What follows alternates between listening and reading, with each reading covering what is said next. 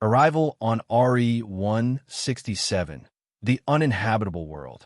The drop ship rocked violently as it punched through RE167's toxic atmosphere. Captain Elias Voss gritted his teeth, feeling the turbulence shake his reinforced bones. The Deathworld rejected them like a foreign infection, hurling them toward the surface with the fury of a vengeful god. "Brace!" the pilot barked over the comms. The onboard AI screamed about atmospheric instability and unexpected gravity spikes. Elias ignored it. This is what we were made for. The modified humans of Strike Team Valor were designed for the worst conditions in the galaxy. Cybernetic implants reinforced their bones, nanite-infused blood kept them from hemorrhaging under high gravity, and neural enhancements sharpened their reflexes to machine-like precision. But RE167 was unlike any battlefield they had encountered before. With a final jolt, the drop ship slammed into the ground, skidding across the blackened terrain. The doors hissed open, and the team moved out in perfect synchronization, scanning the desolate landscape. RE167, a world classified as uninhabitable. Its atmosphere was thick with corrosive gases, its skies an endless swirl of storm clouds and lightning arcs. Towering obsidian spires stretched from the ground like the bones of a forgotten giant. The gravity was 1.8 times Earth's, just below the threshold of human endurance. No species had ever colonized this world. Until now. Elias stepped forward, his HUD adjusting to the dim light. His second-in-command, Lieutenant Kara Rhodes, strode up beside him, helmet visor reflecting the twisted landscape. "Survival probability?" she asked, half-smirking. Elias exhaled. Lo, they both knew the mission. Humanity needed this planet, not for colonization, but for war. The rare mineral necronium lay beneath their feet, an element capable of reinforcing starship hulls against plasma weaponry. The problem? The Dravik Empire had their eyes on RE167, too. A proximity alarm blared. "Movement! North Ridge!" Sergeant Doran's voice crackled over the comm. Elias turned, raising his rifle. In the distance, shadows twisted between jagged rock formations. The ground trembled. Then the planet struck. A deafening roar echoed as a titanic beast burst from the ravine. A six-limbed monstrosity, its armored hide shimmering with adaptive camouflage. It was a predator designed to kill anything that set foot here. The creature lunged. Gunfire erupted.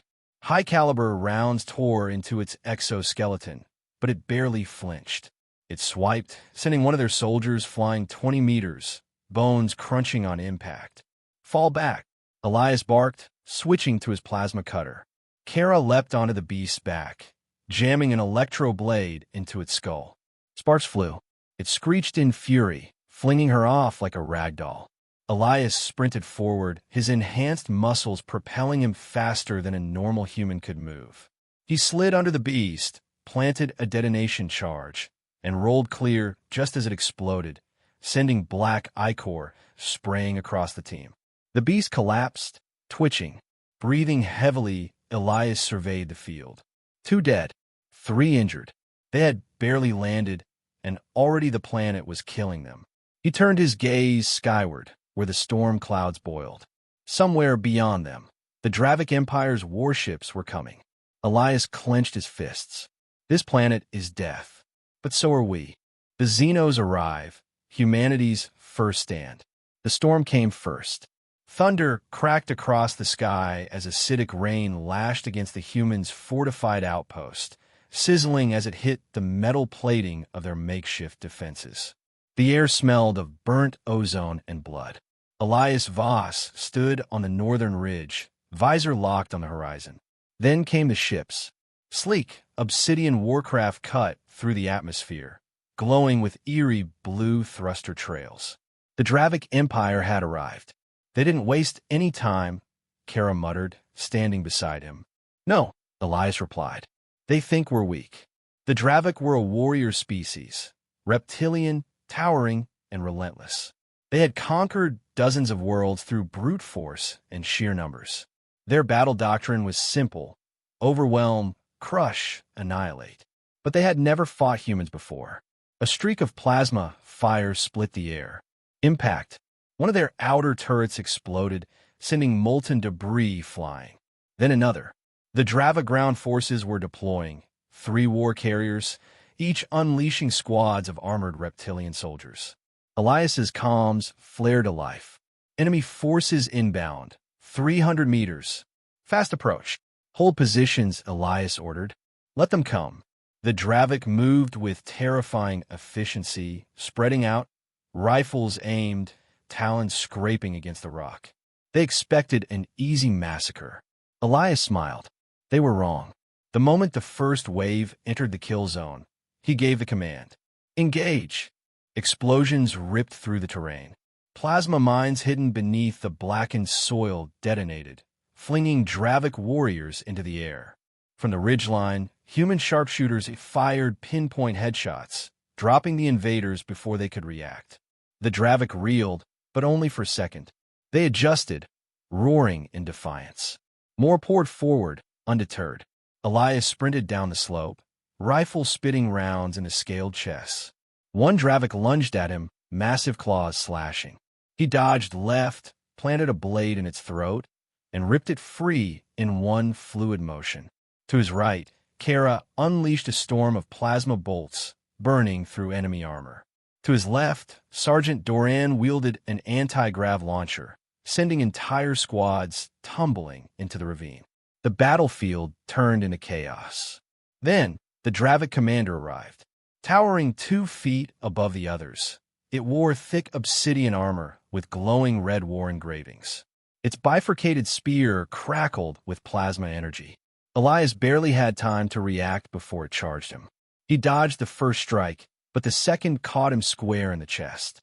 His reinforced ribs cracked under the force, and he was sent skidding across the rock.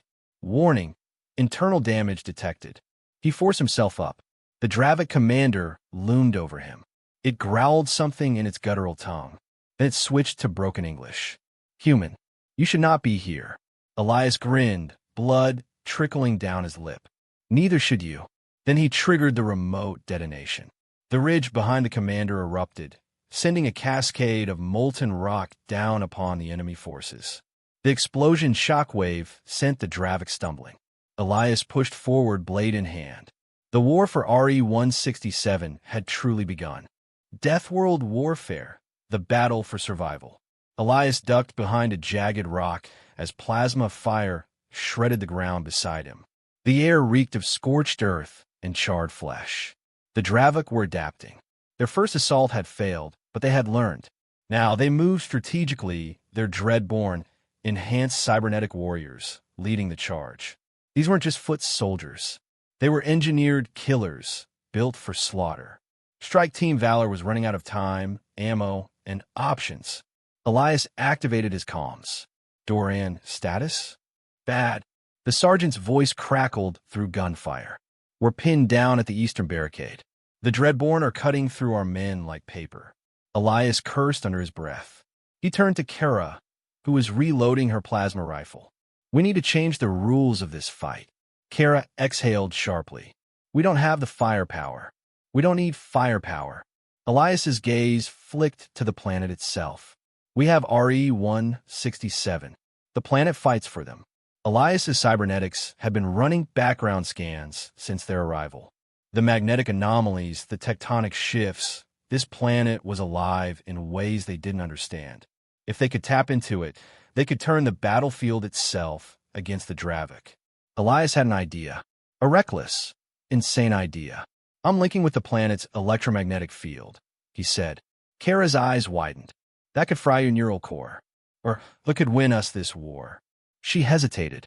Then she handed him the interface node, a device used for deep system hacking. Don't die. Elias smirked. No promises. He pressed the node to the exposed circuit port in his wrist. Connection established. A flood of raw data surged into his mind. He felt the tectonic plates shifting, the static hum of the storms, the heartbeat of the planet itself.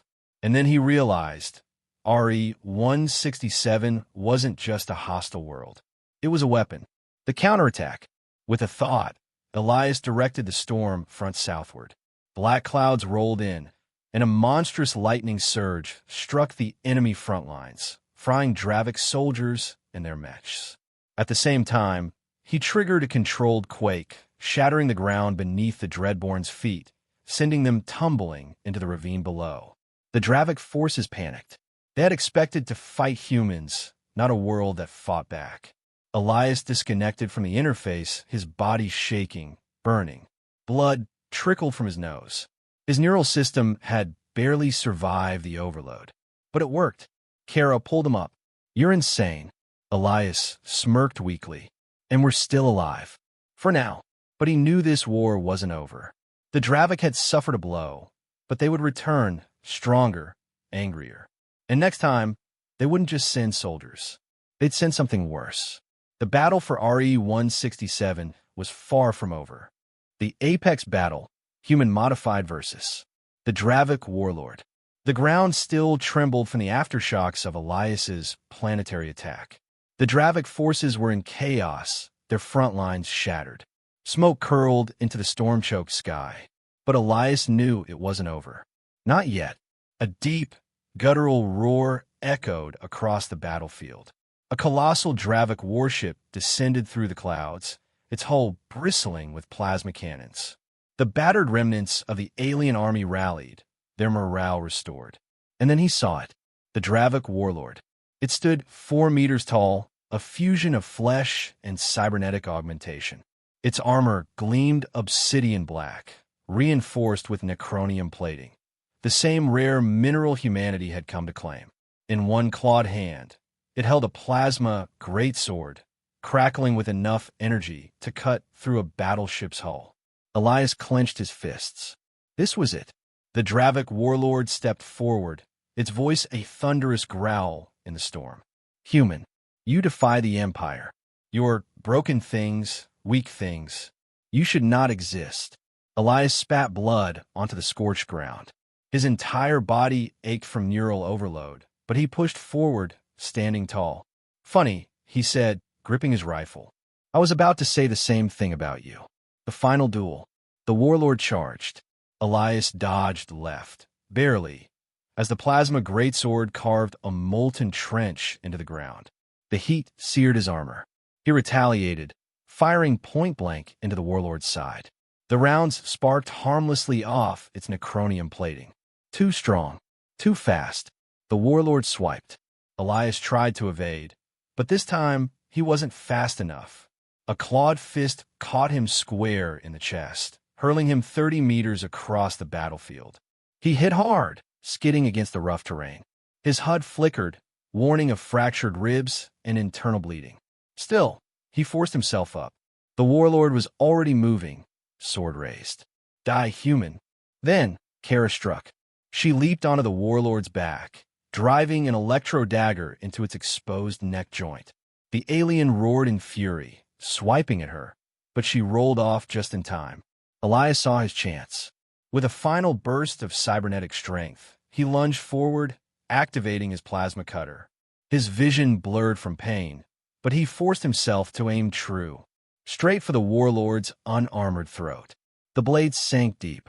The warlord staggered, its massive form shaking, red-black blood gushing from its wound. It tried to swing its sword again. Too late. Elias twisted the blade, then ripped it free. The Dravik warlord collapsed. Silence. Then, the remaining Dravik forces broke. Leaderless, demoralized, they retreated toward their warship. The battle was over. Elias dropped to one knee, gasping. Kara grabbed his shoulder, steadying him. "We did it," she breathed. Elias exhaled. The storm raged above. The planet was theirs. But war was never over. Not for humanity. And as long as they stood, humanity would never break.